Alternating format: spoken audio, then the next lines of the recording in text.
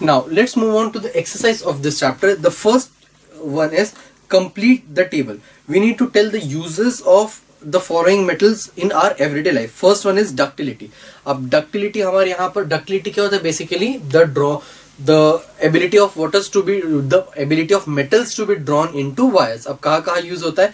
Any wire या फिर any electrical appliance is made up of wire, has wires in it, और उनके अंदर wires ही use होता है, तो फिर उनके अंदर metals ही use होते हैं, तो फिर obviously वो हमारे everyday use में आते हैं. Malleability. Aluminium foil can be used as one of the examples of malleability. Conduction of heat. जो हम खाना बनाते हैं, कुकिंग के अंदर हम लोग वेसल्स को जो यूज करते हैं उसके अंदर we use that particular element या फिर that particular metal because they are good conductor of heat. और उसकी हम क्या करते हैं, नीचे से हीट ब्लो करते हैं, आग जलाते हैं, and that heat is then conducted by the utensil because of which the food is cooked. That is basically an example of conduction of heat. या फिर कंडक्शन ऑफ इलेक्ट्रिसिटी का एग्जांपल अगर दिया जाए तो फिर again wires. Okay, any electrical appliance is used to as conduction of electricity, क्योंकि एक जगह से दूसरी जगह ट्रांसफर की जाती है इलेक्ट्रिसिटी. एंड सोनोरिटी मतलब कि जब हम किसी भी चीज को बजाए तो आवाज होनी चाहिए, तो फिर बेल्स इन टेम्पल, तो that is an example of sonority. Next is identify the odd term out. First is gold, silver, iron, diamond. Gold, silver,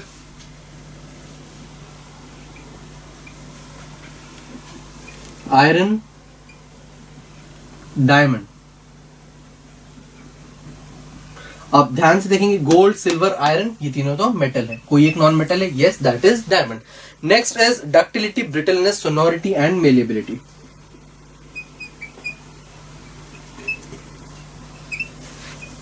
brittleness,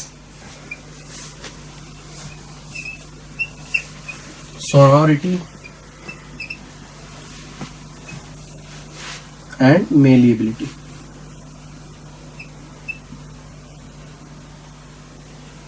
अब यहां पे हम देखेंगे तो सारी प्रॉपर्टीज मेटल्स की है except brittleness. Brittleness non metal की प्रॉपर्टी होती है. Next is carbon, bromine, sulphur and phosphorus.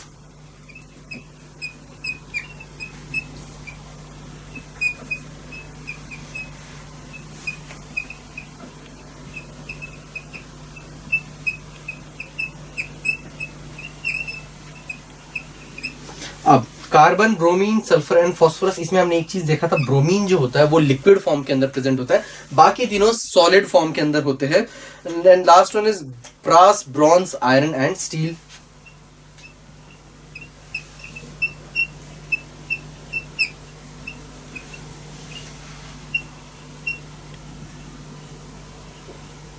Okay, अब इसके अंदर ध्यान से देखेंगे तो आयरन जो है ये एक प्योर मेटल है, बाकी ब्रास, ब्रॉन्ज और स्टील ये तीनों जो है वो एलॉयज है. ओके, एलॉयज मतलब कि वो मटेरियल जो कई मेटल्स को मिलाकर बनाए जाते हैं. तो आयरन जो है that is a pure metal and others are alloys. Okay, moving on to the next one, write scientific reason. The stainless steel vessel in kitchen have copper coating at the bottom. Okay, so stainless steel is an alloy of iron with carbon, chromium and nickel. Stainless steel किस चीज से बनता है?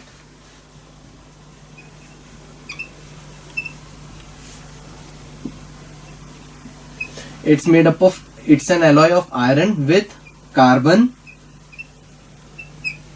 chromium and nickel. अब इन तीन चीजों को मिलाकर बनता है हमारा stainless steel. Okay, now the conductivity of copper is higher than that of iron in steel. Copper जो होता है उसकी कंडक्टिविटी ज्यादा होती है. कंडक्टिविटी ज्यादा है मतलब कि वो ज्यादा हीट कंडक्ट करता है, plus it conducts heat evenly. मतलब कि जब हम नीचे से फायर लाइट करते हैं तब जो कॉपर है वो जल्दी हीट अप होना शुरू हो जाता है, प्लस इवनली हीट होता है, और वो पूरे जो यूटेंसिल है उसको इवनली हीट करना शुरू कर देता है, जो बहुत जल्दी हीट अप होना शुरू हो जाता है. So that is the reason because of which the copper का बेस यूज किया जाता है, copper coating on the at the bottom of stainless steel.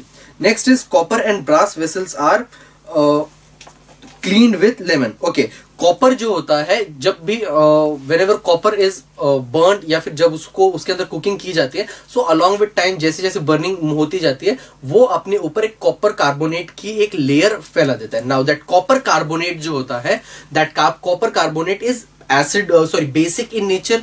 अब वो और लेमन जो होता है it has acid in it.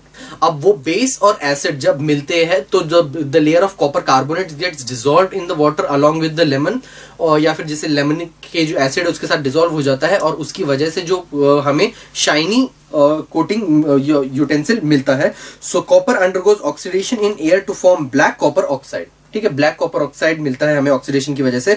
Copper oxide react slowly with carbon dioxide in air and gains a green coat. अब वो कॉपर ऑक्साइड जो होता है वो एक ग्रीन कोटिंग अपने साथ बना लेता है because of a layer that is formed on it, that is copper carbonate. Now lemon contains acid. The acid dissolves the green coating of basic copper carbonate. Lemon के अंदर एसिड होता है और वो एसिड क्या करता है, जो ग्रीन कोटिंग होती है कॉपर कार्बोनेट की उसको अपने अंदर डिसॉल्व कर लेता है। And in the present of surface of tarnished copper and brass vessel and makes them shiny again, और उसको फिर से शाइनी बना देता है। Next is sodium metal is kept in kerosene. Now one thing, that sodium and potassium, these are the two metals that are very that reacts vigorously with oxygen, कि मतलब कि वो बहुत इंस्टेंटली जैसे वो एयर के साथ रिएक्ट करता है ऑक्सीजन के साथ, वो इंस्टेंटली एयर कैच कर लेता है। Now this is the reason that sodium and potassium both of them are kept in kerosene. Why? Because वो केरोसिन के अंदर first of all it gets completely sinked in kerosene. अब वो completely sink होने की वजह से आउटर मोस्ट जो आउटर एटमॉस्फेयर होता है उसके साथ टच में नहीं रहता है। Now as it is kept away from the contact of the actual atmosphere, वो फायर नहीं कैच करता है। Okay, so this is the reason that the sodium as well as potassium, they are kept in kerosene. Moving on to the next one. Next question is answer the following. What is done to prevent corrosion of metal? अब metal के corrosion को रोकने के लिए क्या क्या चीजें हमें करनी चाहिए? First, by applying paint. हम paint जो use करते हैं that is used कि ताकि हम corrosion को रोका जा सके। ऑयलिंग की जाती है, टू ग्रीसिंग की जाती है, and then varnishing is also done on the surface of metal to protect it from corrosion. Iron is coated with layer of zinc. Due to this process the contact of metal with metal surface with the air is lost and corrosion is prevented. मतलब कि कोई भी element जब होता है, जैसे कि iron, अब इसके ऊपर जिंक की एक लेयर चढ़ा दी जाती है ताकि ये एयर के साथ डायरेक्टली कांटेक्ट में ना रह सके। कौन सी लेयर होती है? जिंक की लेयर होती है। अब उस लेयर के फॉर्मेशन की वजह से जो मेटल है उसमें कोरोजन होने से रुक जाता है। Now this process stops the corrosion.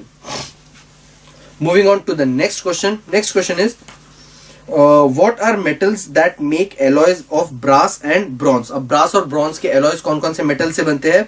The alloy of brass is formed by copper and zinc. ठीक है, brass का बनता है कॉपर और जिंक से, and alloy of bronze is made up of copper and tin. ठीक है, तो ये इन दो चीजों से उनके एलॉयज बनते हैं। What are the adverse effects of corrosion? Corrosion के बुरे इफेक्ट्स कौन कौन से होते हैं? ऑब्वियसली वी हैव सीन कि it changes the colour of the actual element. Example, उसने स्टैच्यू ऑफ लिबर्टी को ग्रीन कर दिया है। It damages the metal on which the metal which ever starts corroding, it starts getting damaging. जब भी हम जंग लगना शुरू होता है, ऑब्वियसली हमने देखा है जो मेटल है वो खराब होना, रस्ट होना शुरू हो जाता है, तो उससे डैमेज शुरू हो जाता है। Now what are the actual ones? A reddish color deposit is formed on iron by reaction of oxygen gas. एक reddish color deposit form हो जाता है। Greenish color deposit is formed on copper by reaction with carbon dioxide. तो मतलब कि copper के ऊपर carbon dioxide से जब वो रिएक्ट करता है तो greenish colour copper layer form हो जाती है उसके ऊपर, copper carbonate layer. A blackish colour deposit is formed on silver, क्योंकि वो सिल्वर सल्फाइड होती है जो ब्लैकिश होती है। Corrosion cause damage to car bodies, bridges, iron rails, ships, specially those of iron, silver articles and copper vessels etcetera. तो इन सभी चीजों को कोरोजन की वजह से डैमेज होता है। Now moving on to the next one.